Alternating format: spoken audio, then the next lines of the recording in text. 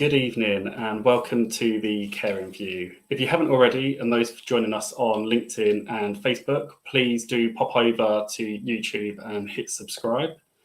Once you've subscribed, you'll be able to get notifications around all our latest updates and content that is going out that isn't also on Facebook and LinkedIn. Tonight we're discussing rostering in home care, so please do sit tight and we'll be with our guests shortly after this intro.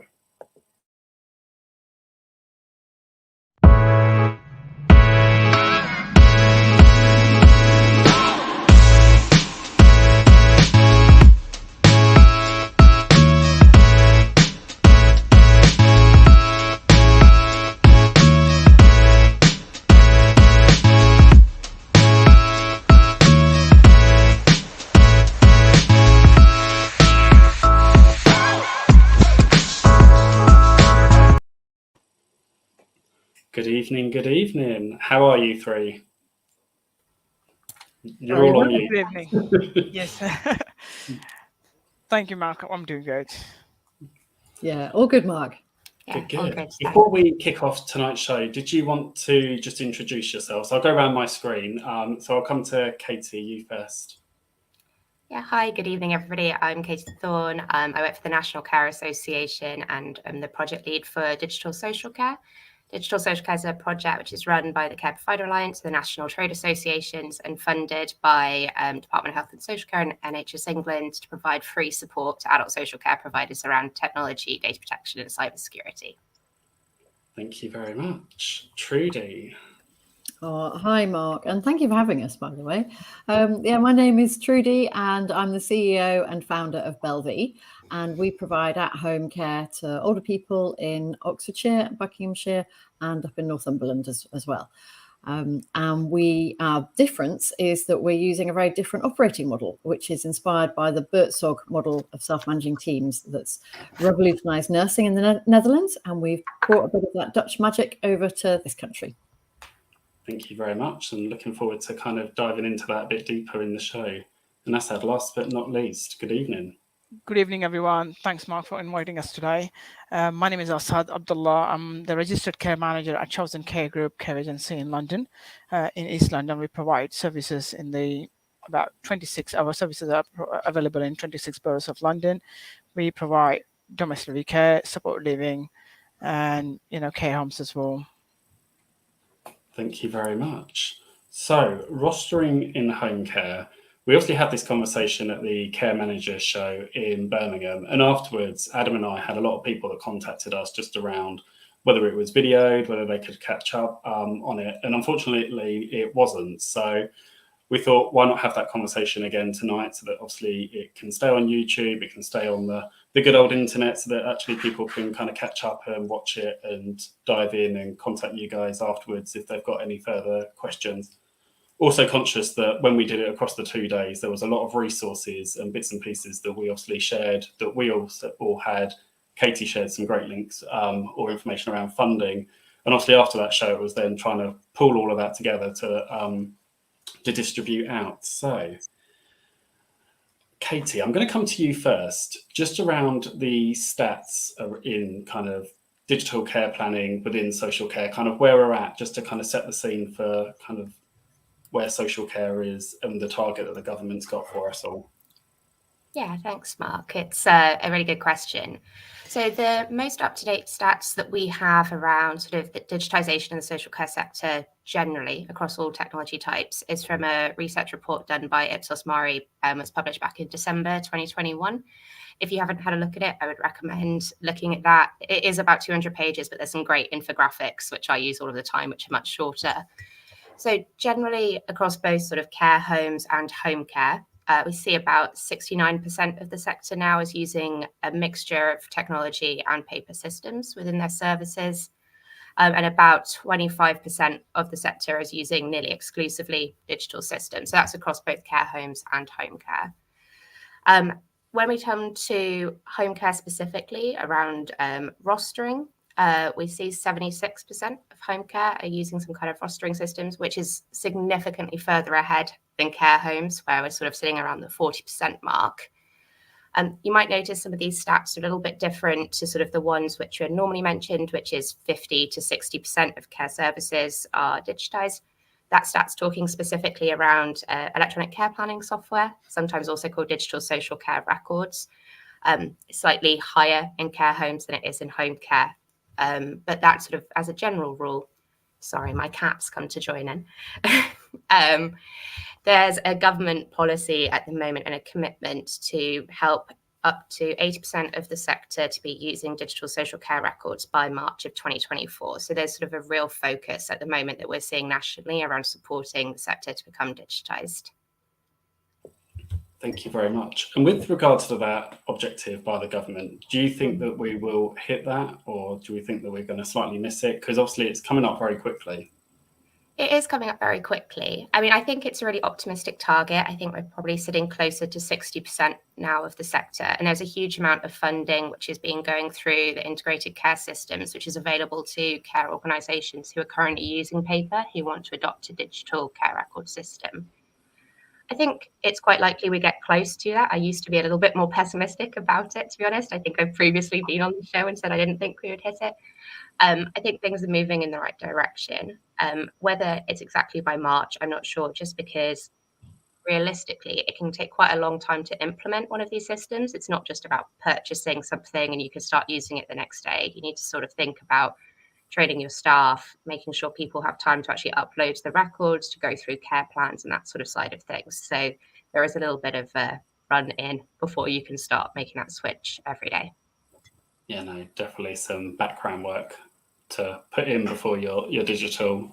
I think also what I've noticed is that digital social care, the CQC, they're all starting to have those conversations, doing webinars. So the awareness is there a lot more for providers for going digital. Yeah, absolutely. And I don't know if sort of people have seen it previously, but if you haven't, CQC have a really good sort of guidance document around sort of what good digital care recording looks like, both from sort of a care service point of view, but also from the point of view of a resident or a client using services and what they would expect to see as inspectors. So I would recommend people take a look at that if you sort of want some direction about what CQC as a regulator is looking for. Thank you very much. And on the 29th of this month, so a couple of weeks' time, there is also the recording of the conversation that I had with the CQC around achieving good outcomes with digital systems. So be sure to tune in to watch that, because I think I like to think I asked the questions that care providers would want to know the answers to. So yeah, I think I've watched it back. It's a really good conversation piece. I'm not just saying that because I was involved. I kind of rewatched it and was kind of took back by how honest and open the CQC were, because normally they're kind of a lot more guarded. So that was nice to see. So thinking about choosing a digital system, and I'm going to come to you, Trudy, first, and then Asad. When you were in your digital journey, where did you start? What kind of resources did you utilize? Did you kind of just have a look around? Obviously, we've got the assured provider list now, which is a great start for care providers. But obviously, I'm conscious that probably when all of us rolled out our digital systems, that probably wasn't a thing for us. So where did you start, Trudy? Yeah, so well, I can give you a bit of background, which perhaps help where we start, but also where we ended up, because we ended up in a different place to most people. But I can talk about the generic stuff we did that would apply for everybody. So my background, as well as working as a care worker many years ago, but then I completely changed. I went into IT. So I've actually had a long career working as a software developer and then managing quite large teams of developers and various other roles in tech. So that, I think that helped, which is great. So when we first started out, we wanted to choose a system that was going to work for us, and we did lots of research. Our difference was that our ways of working, having this Buurtzorg inspired model of self-managing teams, didn't really fit that well with the solutions that were available. But we had to start with something. So we have used a variety of off-the-shelf solutions and gained some experience. Where we've ended up is that we've built our own. I don't think building your own is the route for most providers. Partly it's very expensive, and there's plenty out there, and there's more competition, and there's lots of choice. But when we were building our own, it's actually a lot of the steps are the same as if you're looking for something off the shelf. And we have other solutions like our finance system and our HR system and our CRM, where we store the contact details of everybody we support and their families. All of those we've gone off the shelf, but we integrate our rostering, and we're building some other systems as well. So where to start? Well, first of all, it's really important at every stage to talk to the people who are going to be using the system. That's really key to anything. And if I had to say what the most important thing was out of my 17 years in IT, that's it. Talk to the end users. Now, you might be an end user yourself. Perhaps you've got registered managers watching this going, okay, so you know what your requirements are. What are the needs of your care workers? What are the needs of the families, for instance? Do they want to see the visit notes, and do you need a care planning system that's going to fit with your rostering system? What about the people you support? What needs do they have? Do people want to see a printout of when their visits are going to happen from the rota, for instance? What about other people in the system? So who looks after payroll and invoicing for you? What do they want out of this? Because we all know home care, actually, it's one of the most complex systems out there. When you look at the logistics of what we're trying to do, we've got usually lots of people working different hours because we have shifts and we have part-time workers. They're visiting people whose visits can often change in home care, and we're doing it 7 days a week. I mean, there's so many permutations and combinations. It's quite frankly ridiculous, which is probably why Katie pointed out that home care is ahead of care home when it comes to rostering solutions, because we need the assistance of technology to help us get there. So you've got multiple end users and lots of parameters and things. So get an overview of what your requirements are. I think a big one is, do you want just a rostering system, or do you want other things as well? So rostering plus care management, so to store your care plans and record your visits, so you get the two together. Is it the other things as well? Do you also want a system that's going to manage your HR? Or if you're just looking at HR solutions, there's a whole ton of them. And my spreadsheet of HR solutions is really, really large. What about your finance system? What about how you're going to manage, particularly if you have self-funders, you're going to have lots of inquiries and you're going to have digital marketing campaigns. So have a think about what your needs are and how many systems you actually need. That would be the first point, and then start looking to see what's out there. When you ask people, I often see on forums, what's the best digital solution that you're using in home care? Well, the thing is, there's never going to be one best, because what's great for one organization won't be the right solution for another organization. So know what your needs are, get other people's feedback, but find out how they're using it and therefore why they think it's good or bad. Loads of demos. Obviously, once you ask for a demo, you're kind of on their sales hit list and they'll keep getting in touch. But, you know, so there's always an unsubscribe button on the emails, isn't there? So, but have somebody in your organization who can dedicate a good amount of time to getting the demos, mapping those to what your needs are, finding out what can be configured and what stays as it is.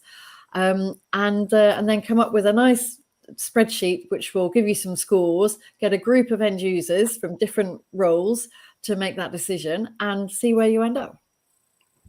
Thank you very much. A very thorough insight there. I have shared the assured provider list in the comments there, although I have noticed it's now changed to the assured solution list. So I don't know whether it's always been called that, and I've just always... No, it changed recently because some software providers have multiple solutions. So Access, for example, they have a solution which works for care homes and a separate named one for home care. So that's why it's now switched to solutions, to kind of be clear which software companies' products are actually assured. And I really like, Trudy, that you spoke about involving the end user, because I think definitely during the pandemic, there was this big rush to go digital. It was almost done in an emergency for a lot of care providers.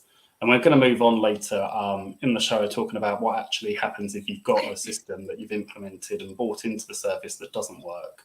But yeah, definitely involve those end users. And I think look on the websites of the solutions, because a lot of them have blogs and resources that aren't actually just about their organisation, but also talk about what you should be looking for and the questions you should ask. And I'll share one in the comments in a second. Asad, wanted to bring you in. Where did you start on your journey into digital? Because obviously you've got a number of different services. So do you have the same software for all of those services? Have you got different contracts with different digital systems? What did that kind of process look like for you? Right, Mark. Initially, we started with with the software available in the market, and we didn't like it because we've tried with the provider to tailor the services according as per our needs. However, it never worked. So then we switched to another provider later, and they agreed to provide the services as per our requirement. So initially it was very difficult journey, but we have actually been through all this process when we started, because we started from the home care. First we started introducing the software in the home care. It was difficult to train the care workers because a lot of care workers are not aware of the technology, and they don't know, they never use the technology. It was very difficult to explain them the importance and the way it will bring a difference in the time savings and all that.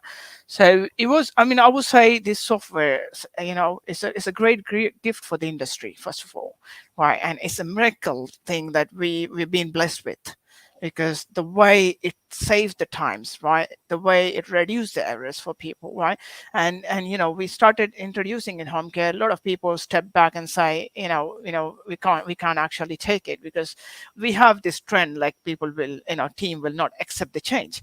However, we encourage them. We continuously, we started introducing them and training them, because it's more about bringing awareness, how it helps you, how it saves your time, and how efficient it is. So once you know the benefits of the software, and people, the team will adopt it, and they will come together to work alongside with you. So initially, when we started in home care, we have these issues, like very low percentage of staff members were using it. So we were monitoring on a regular basis. We were communicating with those who are unable to use. We created a WhatsApp group. We communicated there. We shared some, practical videos, how the system works, how they can use it. If they have any errors, what is the solution to the problem, and all that.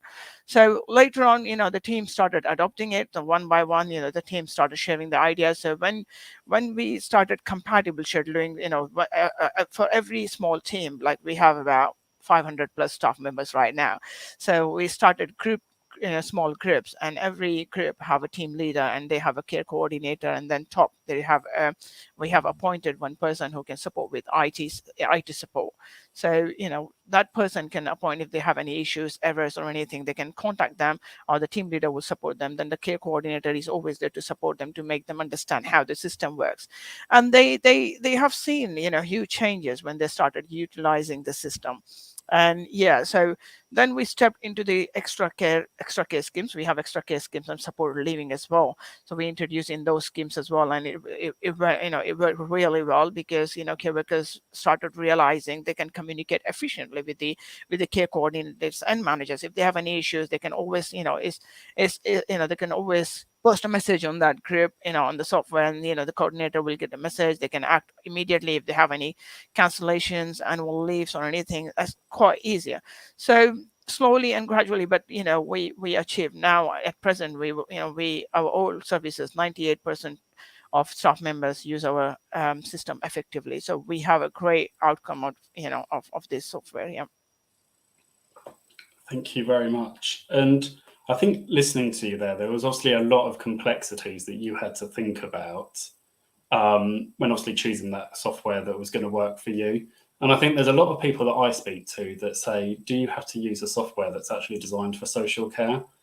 Especially in home care, talking about rostering. And I said, I think at the end of the day, it's what works for your service. And I know that there's some care providers out there using the same software that I think it's Amazon or DPD use, because actually it's built for actually getting numerous packages around the country in the most efficient way.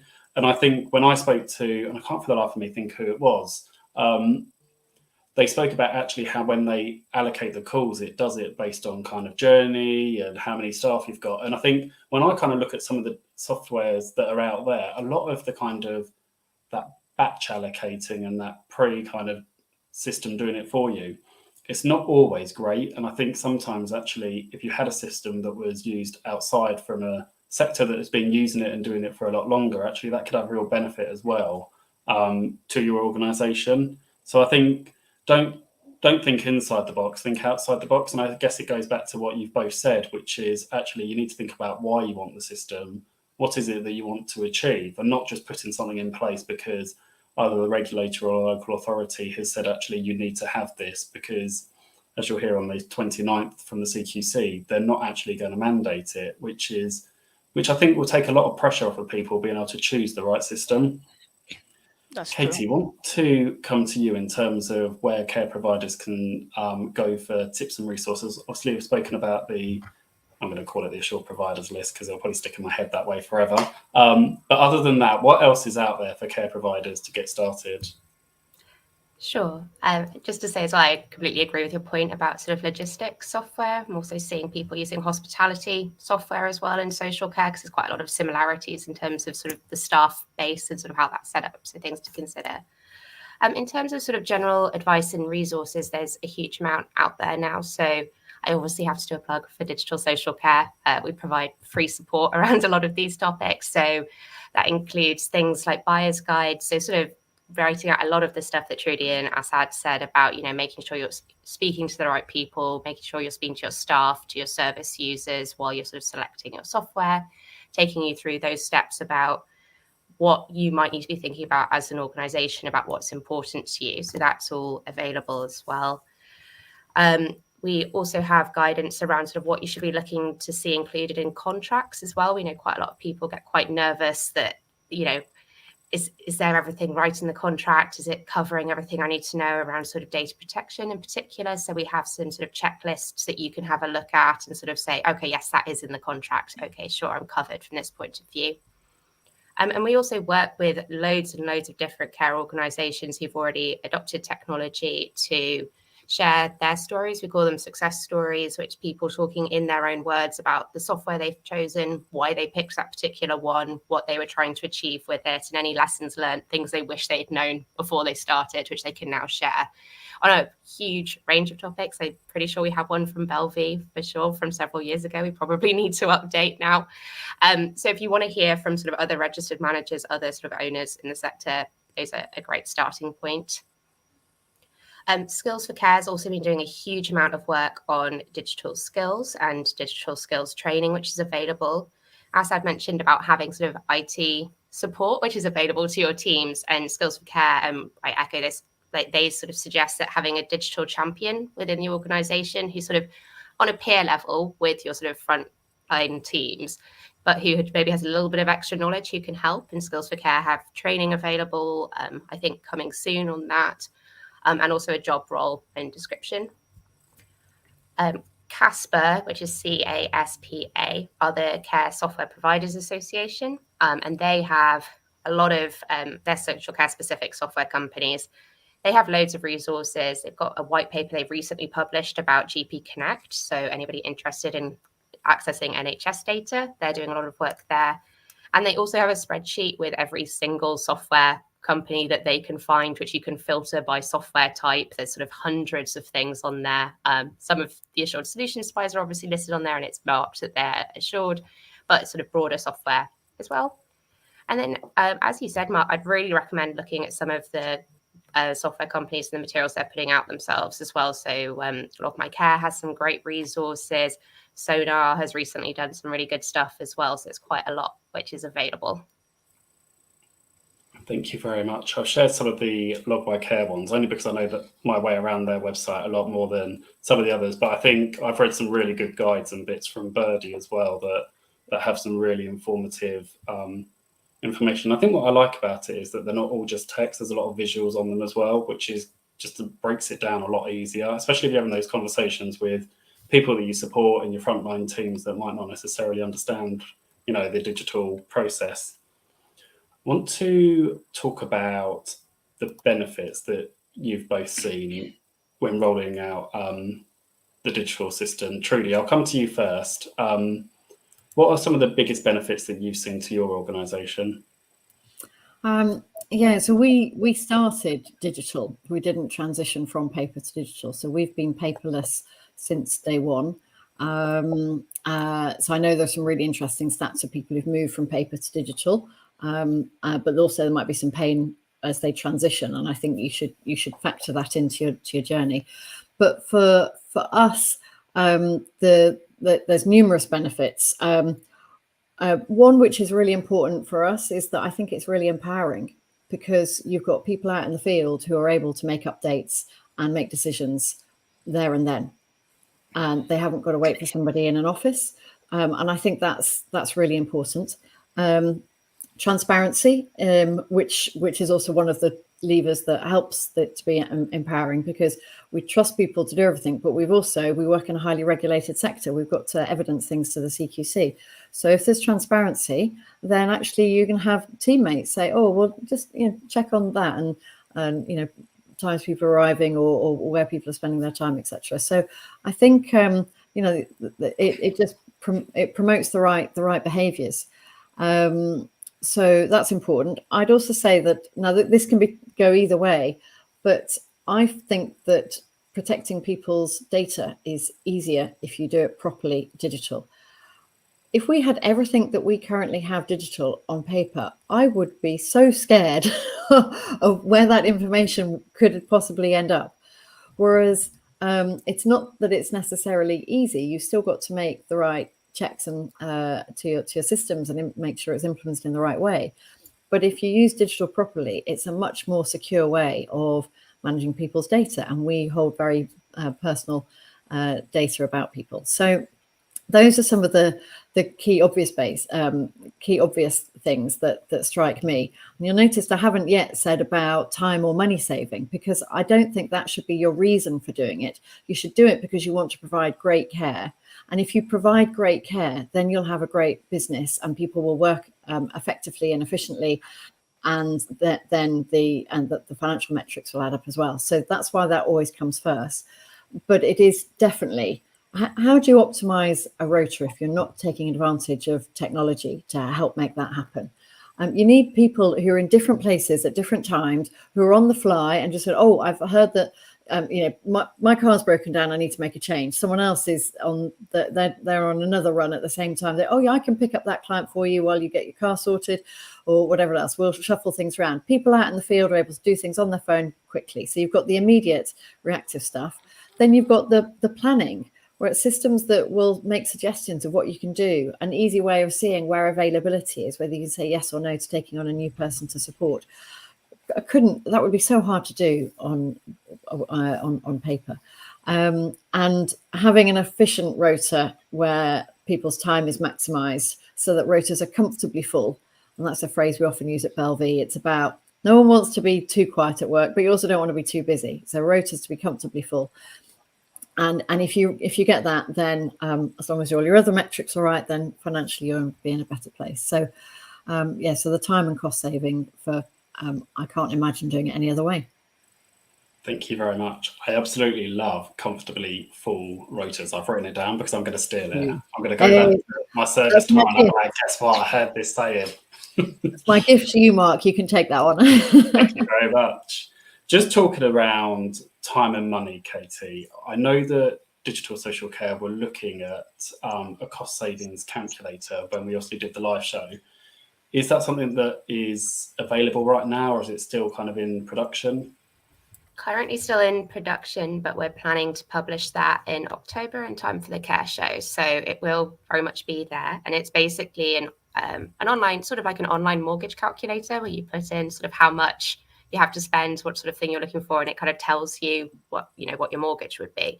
Similar to that, but it's a return on investment. So you say the number of staff that you have, the number of clients that you're looking after, the kind of tech you're looking, and it will tell you how long it will take for a return on investment based on average costs that it would cost you. So not quite ready yet, but October we're hoping for. Thank you very much. As soon as we obviously know that that's live, we'll obviously share that out across our socials as well. Lee has just commented that comfortably full is amazing. So Trudy, I can imagine all the digital software companies are going to start using that as part of their sales pitch. Did you know we can make your rotas comfortably full? You better copyright it now, trademark it. Yeah, I haven't. That's fine. Lee, you can sing it though, because I think I'd be. I don't think I should start singing Pink Floyd, but yeah, comfortably full. You can have that one. Assad, what don't know why the banner has changed to that one. What benefits have you seen in your organisation when it's come to the digital process? And obviously you would have gone from paper to digital. What were the benefits for the frontline staff as well as the organisation? First of all, say it's peaceful life for all managers, because end of the day, what we want is peace.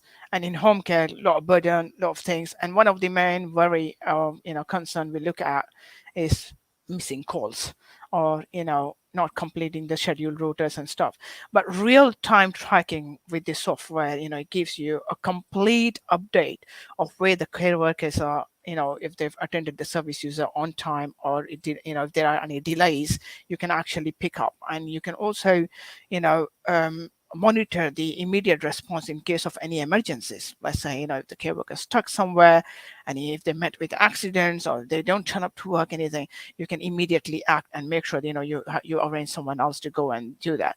It reduces the admin burden, because manually you spend hours and hours to schedule the routers. However, on system, it's just a touch. You can just play up and complete the routers. So the amount of work you complete in 8 hours, if with this system you can complete in 2 hours, so you're saving literally 6 hours a day. Okay, and with real-time tracking, we are also looking at the regulations, because we are also not missing the medications, because you get an update if the person is giving right medication to the individual. If there are any mismedication or something, immediately we get a notification on the system to say, right, this person have missed medication, or this person have missed a visit, or something or other. Compliance with regulations, right? If you see a lot of just now Trady was saying about the transparency, duty of conduct, that is most important. So we can share, it's open and transparent. Okay, you can share the login details with the service users, their families, the local authorities, or any other professionals if they would like to see what happened. What did care worker do today? How did they support my father or mother? You can actually go, real-time tracking notes and information up there. If there are any incident accidents, we don't have to wait for care worker to write and send a note, notes to us. They can immediately update the notes. They can communicate with us if they were in, and what actions did they take when they were there at the service user, so we can act very quickly. And efficient time management, because of this we are able to spend more time on creating more strategies how to improve the services, rather than just sitting down and completing the schedules and rotas for the services. It improved the communication in between the service users, us and the care workers. So it's three-way communication. You don't have to wait for one to pass message or call, not getting hold of them. They can just put a note for us and we get a notification. We can check and we can act quickly, and we can communicate with the professionals, relevant professionals, if something happened to the service user not feeling well, or anything or rather. Okay. And also it gives you a huge report. So like end of the month, I don't have to sit down and calculate how many calls we delivered, how many incidents we have. I can just click one and I will get a whole report of the month. Say, right, you've got 10 incidents a week, in the month, and how many of them were actioned properly, and same time how many calls we delivered, what is the planned duration was that, and how many hours of calls we delivered. So all information is quite handy. And also we can HR work, because HR work become more easier, because they don't have to sit down and calculate the sick leave or annual leave or any other absence. They can just export the report. So that is also saving a lot of time for the HR department, finance department. They don't have to calculate each and everything. They can export how many hours the care workers did, and for care workers, they have their own records. They can quite tally how many hours I worked for this month and how much I got paid. If there is any discrepancy, they can immediately raise or escalate on the same thing. Yeah. So these are the quite, lot benefits what we're having. And budget management, because we used to spend a lot of money when, in spending timing, scheduling and all that. But with the software, now what we did is like we have our own appointed team who is working on our personalized software. So we have our own software in place now. So we are working towards, we have created, because we have approached quite a few providers to tailor it according to our needs, because we have different services. We want everything to be on one platform, so that, if you want any information, we can just export and share with people. So few items were not being, given, tailored according to our needs. So what we did is we created our own software and we're utilizing it, and that is really helping us a lot. So yeah, and documentation, again, the regulation, health and social care, CQC, a big headache when you have a manual documentation. Sometimes care workers forget to do it, or they don't write appropriate notes. So in terms of documentation, rostering software can help easily to maintain accurate documents, as per the allocation of hours, what are the duties they have to do, what medication they're giving, what food they're giving. And also, one of the most important thing and a relief for the managers, that we can access from anywhere. Like if I have to go in a meeting, I can quickly check, keep an eye and update my team. Hi guys, I can see, certain numbers of calls are now been covered. Can you have a look? It's supposed before I went to, finishing my shift, I can quickly give a glance and go. Before, it wasn't like this. When we didn't have this software, when we didn't have this great gift, we have to go through the old rotas to check whether the course has been covered or not covered, and we have to appoint a lot of team members on top each other, audits and all that. Audit system, everything need audit, and you don't have to worry about it, because it's automatically generated data and you can audit on top and you can provide the report. And it's very handy for CQC inspection when they come. We audit how many service users receiving with how many care workers are working. And one of the good thing what I like about this software, let's say, we have to respect people's choices, and someone said, no, I don't like this care worker because XYZ. So we can actually block this care worker, and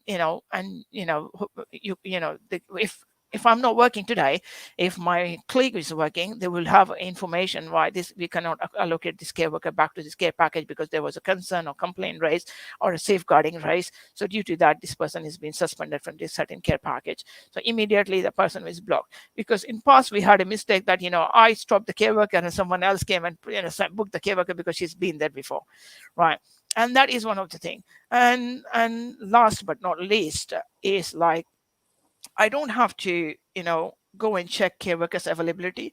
If I click a service user name and a location, it automatically generate and give me the name of the care workers who live nearby and who have similar skills matching to the service user needs. So when I update service user is on catheter care, then the system will automatically give me the names of the care workers who have those skills to work with the catheter care. So, that will match and will provide the care to those individuals. So we're not making mistakes sending some care workers who are not trained.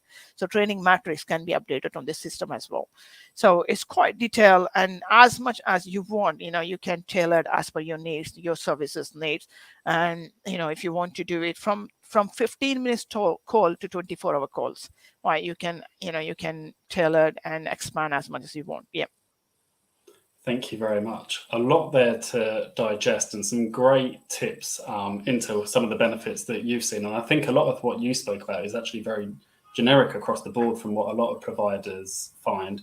I think the transparency, 100%, it gives you that kind of, like you said, actually you can be anywhere in the world and you can log into your services. So as a regional manager, I find it really beneficial that actually I like to be in the service, but I appreciate there are regional managers that are probably a lot busier than me, or might not come from a frontline kind of background and actually very more strategic than probably I am. So you can be sat at home behind your desk, logging in and seeing what's happening with the service. You spoke about audits, which is actually something that's recently come up quite a lot around digital systems for audits. And I think it's something that we're going to see and hear a lot more about. I'll share a link in the comments in a minute with a system that I know of.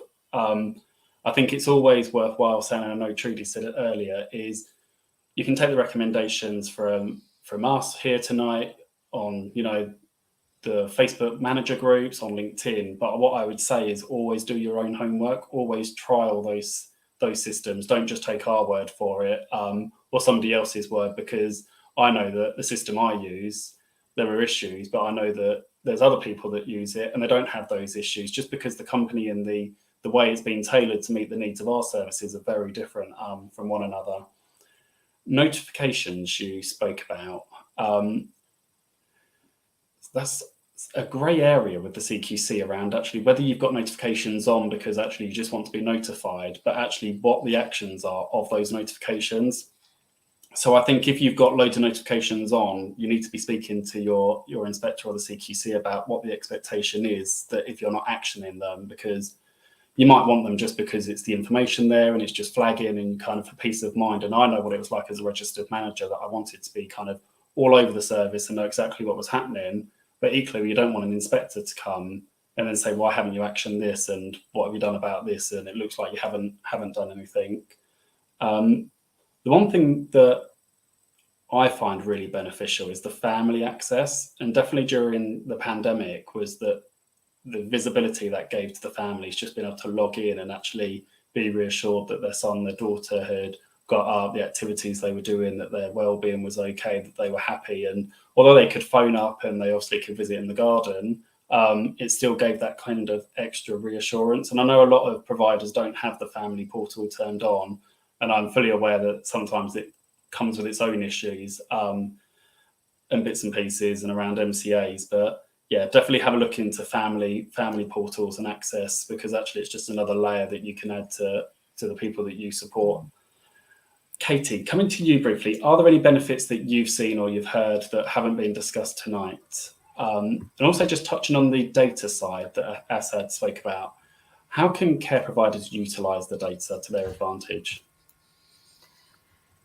Sure. So I guess the sort of main benefit that we're starting to see people talking about, which has been mentioned, is around environmental sustainability and impact. So I know quite often in home care, you might at the end of the week, care workers may have to sort of pick up a paper record and then drive it to the office and then drop it back. And there's a lot of sort of unnecessary driving around. So obviously that is automatically mitigated if you're using digital system. You're not having to sort of drive around and drop various sort of care plans in the right places. But some of the rostering systems now are pretty advanced and are starting to be able to do sort of route optimization for carers as well. So sort of looking at where their starting point is, who they can visit in a short period of time on sort of a map, which makes a little bit more sense. So they're not spending loads of time stuck in traffic, traveling all over town, going backwards and forwards from one end to the other. I mean, that's obviously incredible for staff well-being, because no one wants to be sat in rush hour traffic, even if you're in a rural area.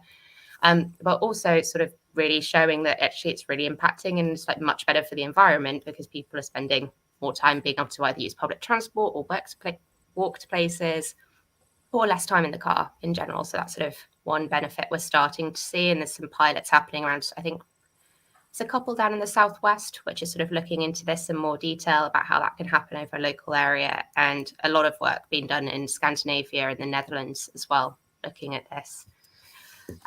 So yeah, I guess in terms of data, I think I would always say you need to really think about what you're actually going to use the data for, because it's brilliant. And I've been there, I've worked in a nursing home which went digital, and we were so excited about all of the different data we suddenly had at our fingertips.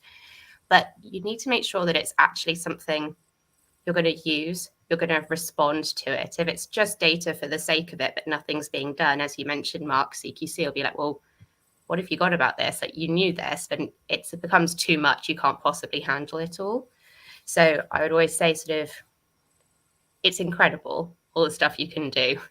Make sure that you've actually really thought through what those processes are in your organization. Are you actually going to do actions, follow it up? If you are, fantastic. You've got everything at your fingertips. You can make real radical change based on the data that you've got.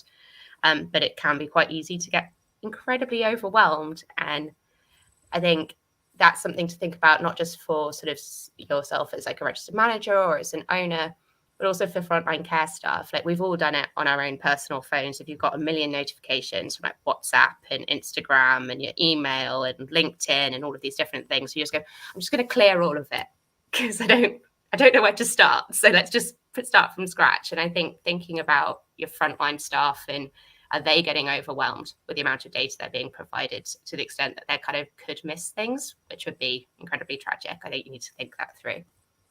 Yeah, no, thank you very much. Some great tips there. And I think if you're utilizing the data correctly, you can really evidence the impact it's had on your service and the people you support and your staff teams, which obviously when it comes to an inspection is really beneficial.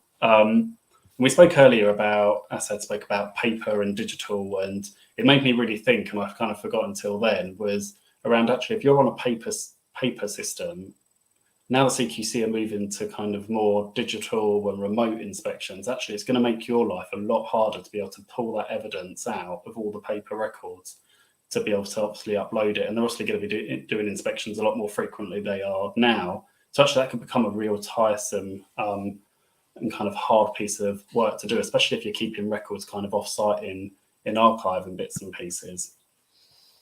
So we've spoken about some of the benefits. Want to be transparent as ever, and I want to talk about kind of what happens if you choose the wrong system, and what happens if there isn't a system to suit your service and needs. And I'm going to come to you first, Trudy, because obviously we know that, and you've already spoken about the system that you've got because there wasn't one off the shelf. But it is something that is becoming more prominent, especially in kind of learning disability and supported living services, where they're saying none of the systems that are available actually meet the needs of our service. So what would your advice be if you've got a system that doesn't work, or it's gone wrong, or something, or the needs of your service has changed, or like in your example, when there wasn't a system and you obviously built your own? Are you able to talk to us about that?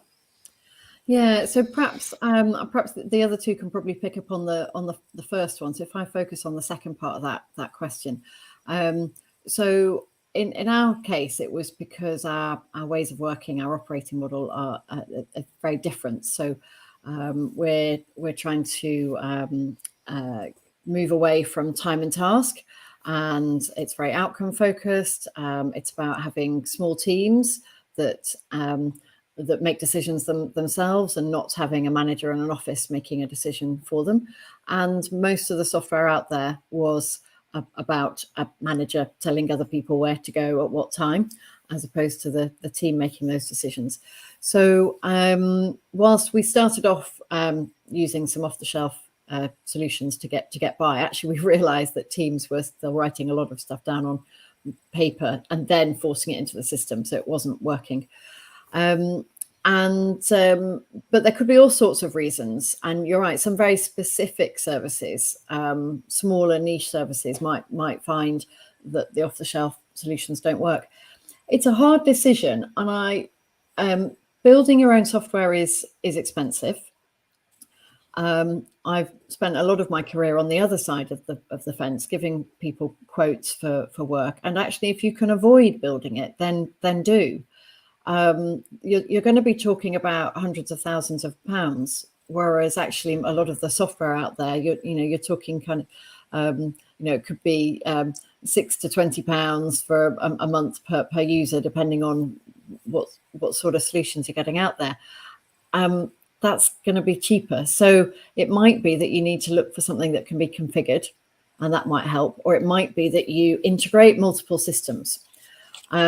So integration is a really good option. So if you're looking at software and you think you're going to use more than one, or you think that you might use some off-the-shelf software for some of your requirements, the more standard things that your business does, but maybe then get a small piece of development done for something that's very particular for you, then all the off-the-shelf software you want to look to and ask the question, do they have an API library? So open APIs. So APIs are just the IMES interface. It's just a way of interfacing with the code.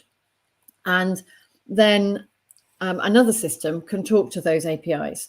So, and actually that's a very, it's a good way of building software. So a lot of products out there will have open APIs, and then you can integrate. So I'd always look out for that if that's the route.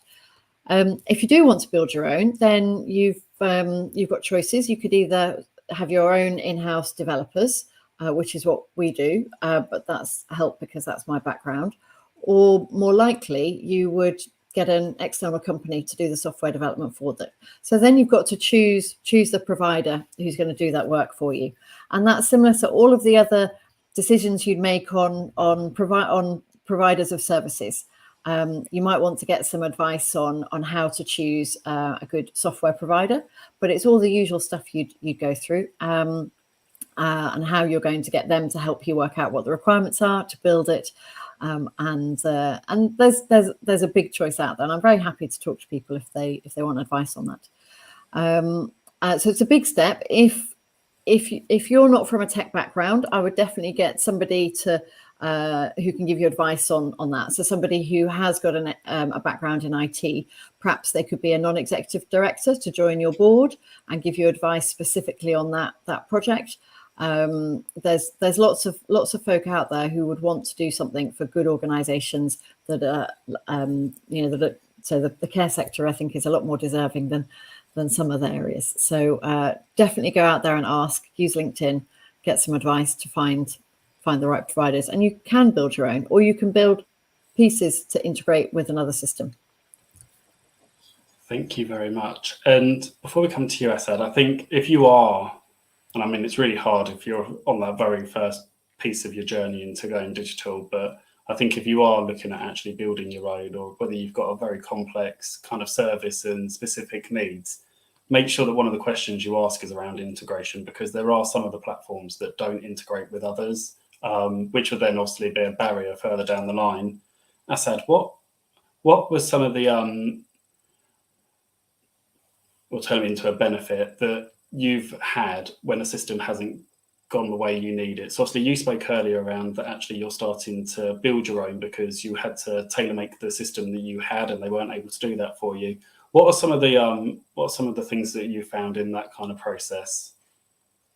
Well, first of all, I will say, when you're choosing the company, you need to check what are the contractual agreements with them. First thing, that you should not just blindly buy it and bind with them for longer period, and you can't change your contracts, and you'll stick to pay the money, and you will end up with that.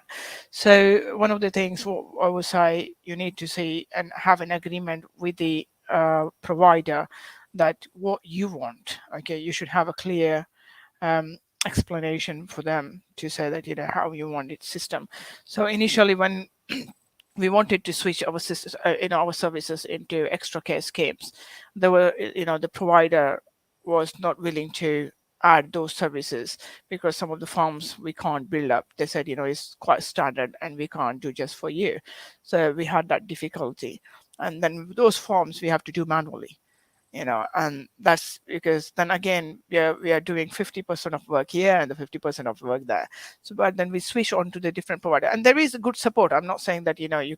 So when you choose a wrong system as well, there is a good support from the provider. They will listen to you. They will allocate a caseworker who can always communicate with you and see and explore the option how they can support you, right? Or else you can just explore a different system where you can find what you need.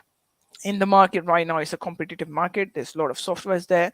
I would suggest, always when you go to the forums, like provider forums, or when you meet the different providers, you can always ask for the reviews, what system they're using and how is it benefiting them, and is it suitable for your business.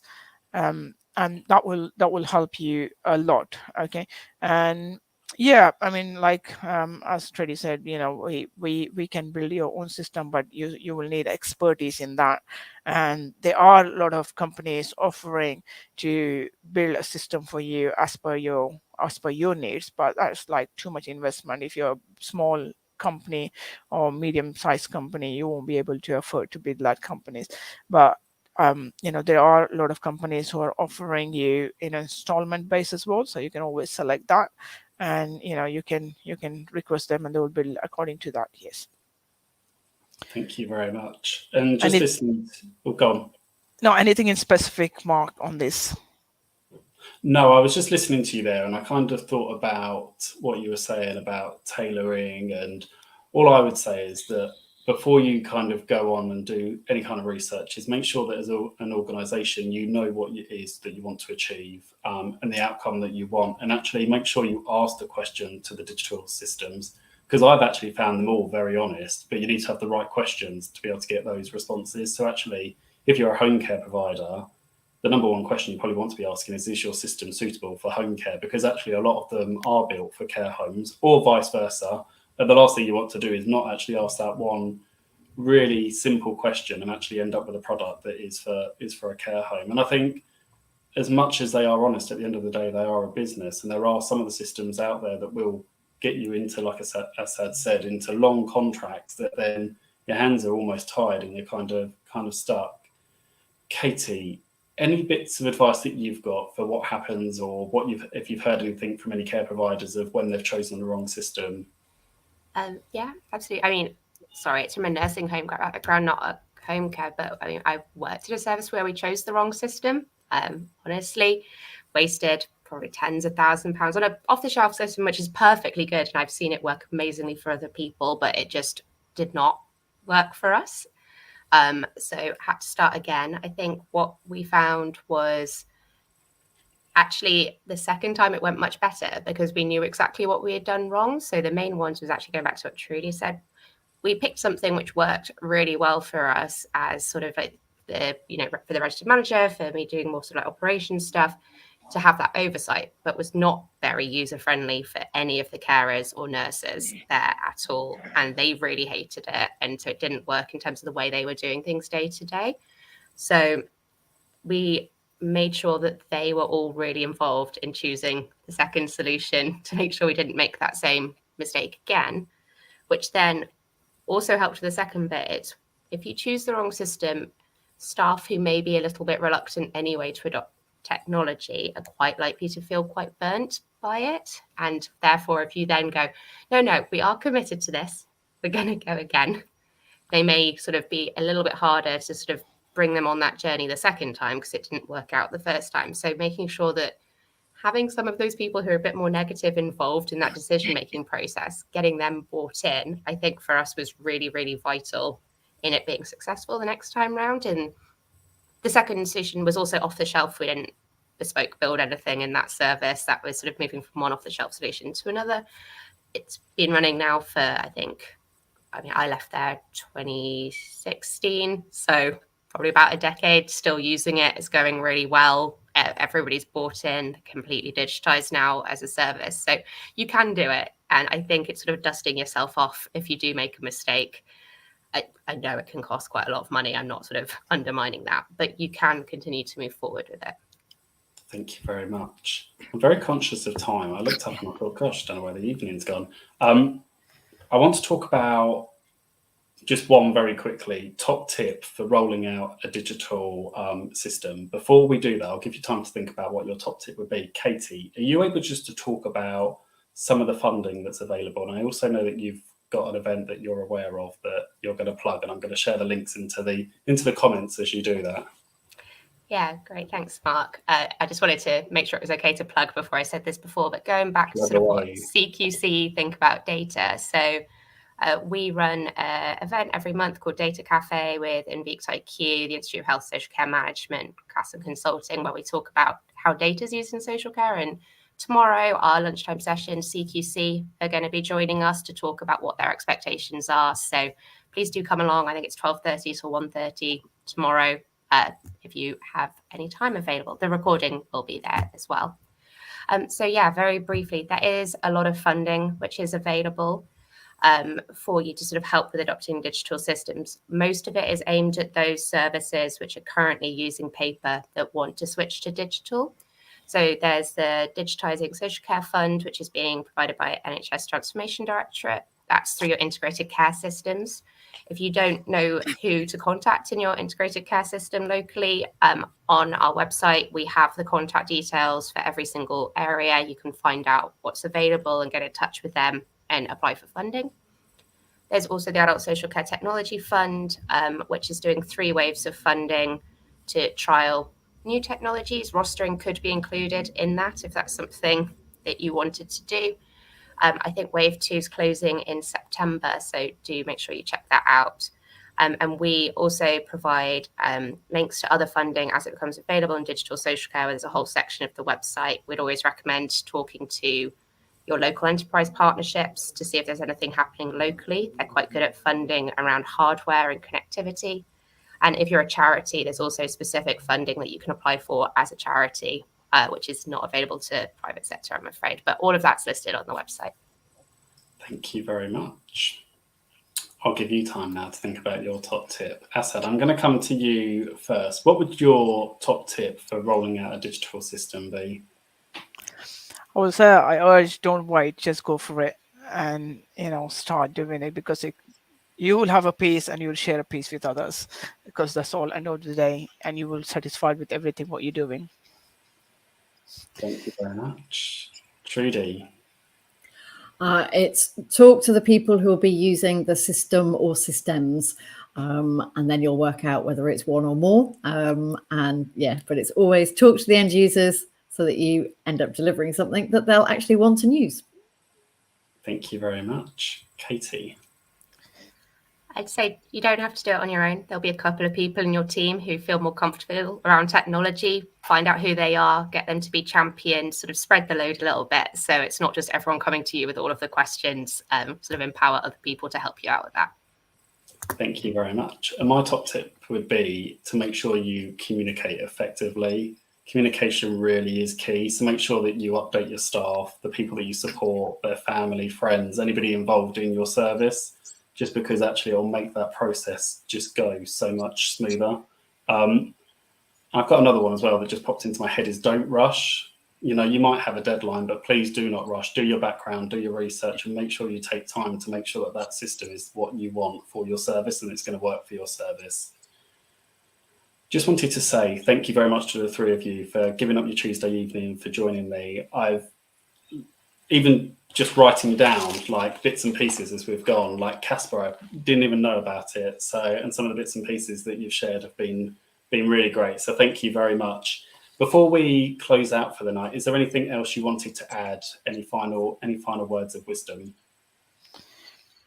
I would say for the successful inspections in CQC or local authority, this system will support you. And thank you very much. Katie, Trudy, anything for you? Just one comment is I'm often meeting people who say either they or colleagues, I don't do tech. But actually, I'd really challenge anybody who says that about themselves, because do you use your phone? Yeah. Is it a smartphone?